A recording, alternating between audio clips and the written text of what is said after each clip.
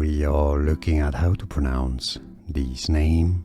Let's break down the pronunciation of German and Jewish name. In German, just like in English, it's said as Pfau, meaning peacock. Pfau. We are looking at how to pronounce this name. Let's break down the pronunciation of German and Jewish name. In German, just like in English, it's said as Pfau, meaning peacock.